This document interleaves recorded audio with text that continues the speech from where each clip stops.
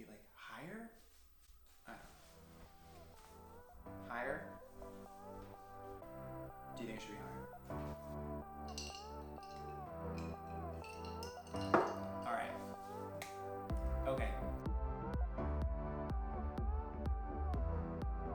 Hi, I'm Andrew, and today we're gonna make some cookies. The recipe that we're making today is what I like to call Metro cookies. So they're actually based off of, if you've ever had them before, those Subway double chocolate white chocolate chip cookies. My partner was really in love with them growing up, and in about the first year or so of us dating after we moved in together, he asked me to make this recipe. He was in graduate school, and he came home one day and essentially just said, I need this type of a cookie. And I looked up a bunch of different recipes for it, and I just decided, you know what?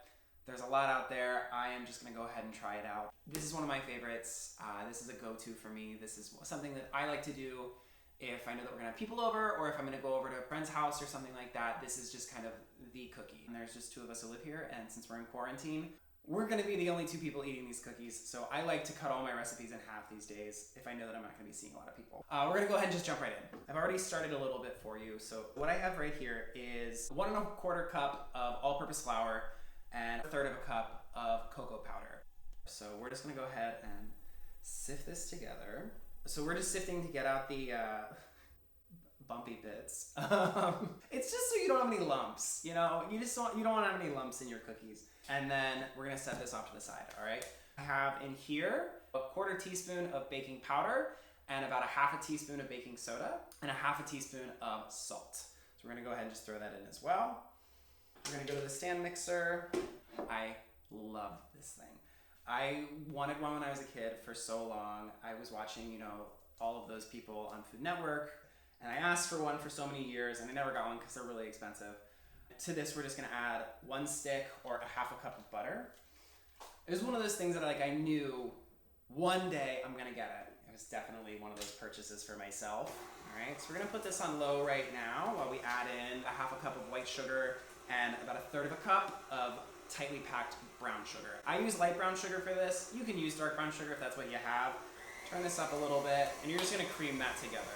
Now, a little trick for you, if you forgot to soften your butter, which is something that I do all the time, you can pop that in the microwave for about 14 seconds and change your power level to about 6. It doesn't melt the butter, it just gives it that nice softer texture. And then to this, we're gonna add 1 large egg and a teaspoon of vanilla extract.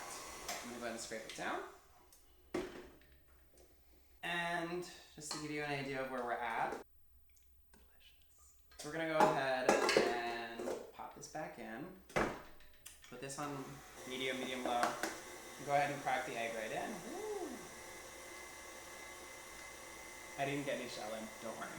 And then to this, we're gonna go ahead and add a teaspoon of vanilla extract. I just eyeball this, but if you want to measure, you're welcome to. All right, we're gonna let that go for a little longer and turn up the heat, not the heat. We're gonna go ahead and turn up the speed a little bit. It's gonna be nice and light and fluffy, and that's what you're looking for. And then we're gonna go ahead and add our dry ingredients, okay? This is so simple, it's so easy, and super quick. All right, so I'm gonna go ahead and turn this off. So you do want it to be a little runny. That's good, that's a good thing. Here's what it looks like. Yum. Just scraping it down again. All right, we're gonna go ahead and lock this in, and we're gonna put it on low, okay? And we're gonna very slowly add our dry ingredients.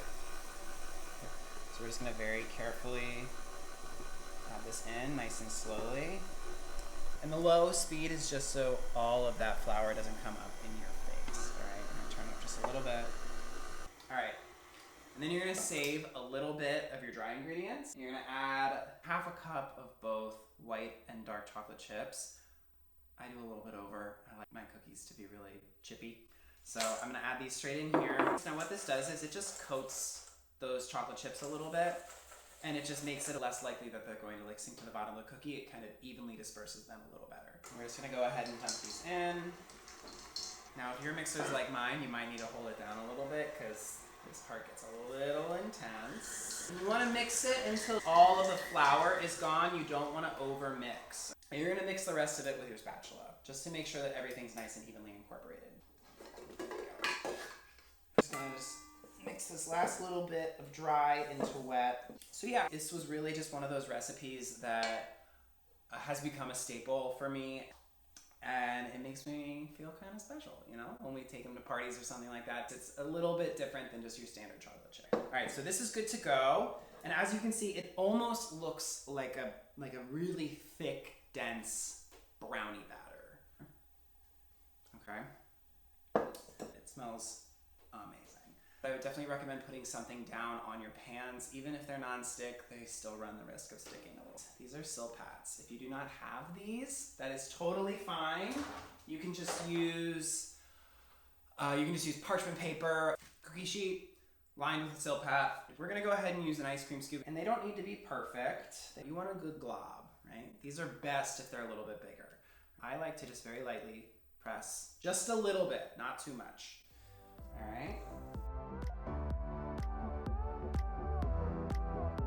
They're kind of wonky shaped, but you know. So I got 8 on here. I'm gonna go ahead and stick these in the oven. I preheated my oven to 365 degrees. So we're gonna bake these at 365 degrees for about 10 minutes. Okay, so I'm gonna go ahead and put these in the oven. And while those are in there, I'm gonna go ahead and prep the other ones, okay? You're gonna get about 14 to 16 cookies, depending on how big you want them. Typically, I make this amount if it's just gonna be my partner and I eating these. We don't need a house full of cookies all the time. Are we filming? All right, so we only got 6 in this next batch, but that's okay. They're looking really good. They're looking really good. Let's set this over here. We'll set this here. All right, so they're about to be done. I'm gonna go ahead and pull them out and set them right over here. Oh yeah, these look great. So you're gonna notice immediately the biggest difference between these and a Subway cookie is these have a lot more rise to them. That's my personal preference. For me, the perfect double chocolate cookie has a little bit of that brownie consistency to it. And these look perfect. I'm gonna hold them up so you can see them a little bit better. Oh, yum. Okay. All right, we're gonna go ahead and just let them cool.